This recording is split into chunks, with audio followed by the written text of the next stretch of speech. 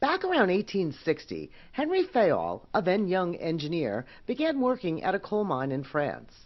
While working at the mines, he noticed that managing the miners was not an easy job. Managing was not as effective as it could be. Managers had few resources and tools to better manage people.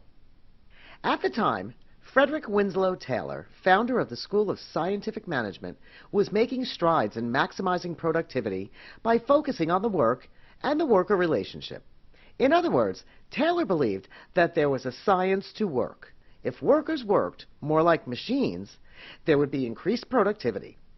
Unlike Taylor's scientific management theory, Fayol believed that it is more than just work and workers. Managers needed specific roles in order to manage work and workers. This became known as the Administrative School of Management and was founded on the 6 functions or roles of management: forecasting, planning, organizing, commanding, coordinating, and controlling. These roles, used as a process, focused on the entire organization rather than just the work.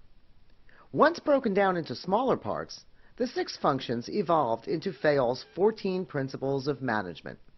In this lesson, we will focus on the first 7 principles: division of work, authority, discipline, unity of command, unity of direction, subordination of individual interests to the general interest, remuneration. While Fayol's 14 principles of management are not as widely used as they once were, it is important to understand how the foundation of administrative management theory was developed to address the needs of the times. This macro approach was the first of its time. Let's not forget, Taylor did not focus on the human element. His scientific approach to work focused on building a better, stronger, faster, and more productive team through physical elements. Fayol didn't see it that way. Fayol saw workers as humans possessing elements that required a more general approach to getting the work done. He saw it as a whole organizational effort. Let's take each principle and use examples to better understand how these principles work together to create an administrative management mindset. Let's use Fayol and the principles, a rock band, to help us better understand the first 7 of the 14 principles of management. Division of work. When employees are specialized, output can increase because they become increasingly skilled and efficient. Fayol and the principles is made up of 4 members, including himself. Each band member specializes in a specific instrument or talent. Fayol is the lead singer, while the other members play instruments. The band is able to produce quality music because each performs the job in the band that they are most specialized in.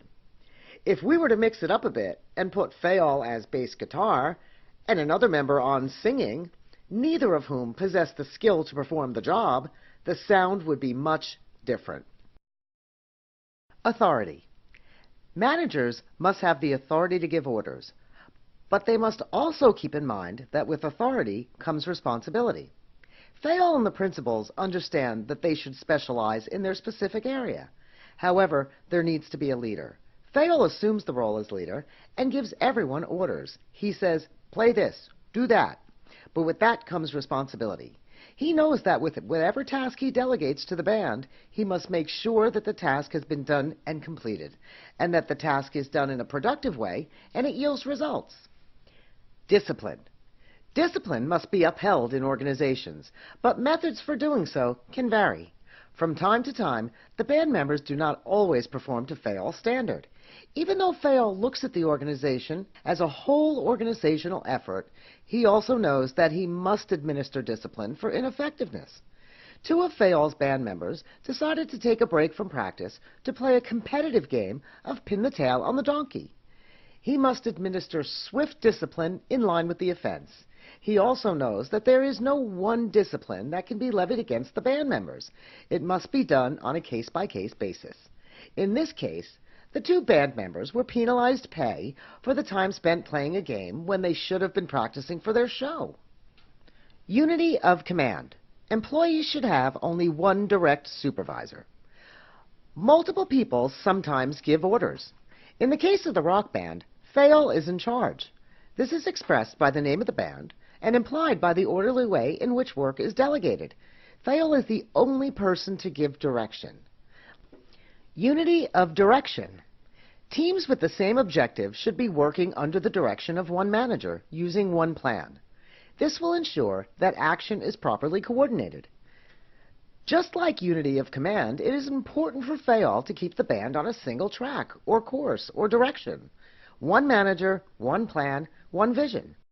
Subordination of individual interests to the general interest. The interests of one employee should not be allowed to become more important than those of the group. This includes managers. Fayol knows how to maintain a balance between personal endeavors and that of the greater good. Fayol and the principals are in a rock band. This is their purpose, their identity. If one of the members feels differently, regardless of how strongly he feels, this self-interest or individual interest does not serve to be of a higher importance than that of the band and its members. Remuneration. Employee satisfaction depends on fair remuneration for everyone. This includes financial and non-financial compensation. When it comes to payday, Fayol knows that he must pay the band and pay them fairly. This includes money and perks. It is tempting to take all of the backstage perks and keep them for himself, like free t-shirts and sodas, but by sharing in the rewards, Fayol has a much more satisfied team. In summary, Fayol's 14 principles of management serve the organization as a whole. By dividing the work into specialized and specific jobs, workers are able to work more efficiently. Small management units who oversee functional areas of the organization are now able to assign work and hold workers accountable for their production. This makes it easier to measure productivity. Once a system of accountability is in place and productivity can be monitored, it is easier to determine who is performing and who is not performing. Managers are able to selectively and individually discipline workers who fall short of goals quickly and in the correct measure.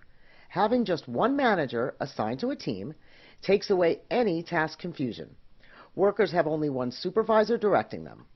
With only one supervisor directing work, it is easy to motivate employees to buy into one plan. This minimizes self-interest. With only one manager managing the work of one team who share one vision, compensating the team can be done fairly.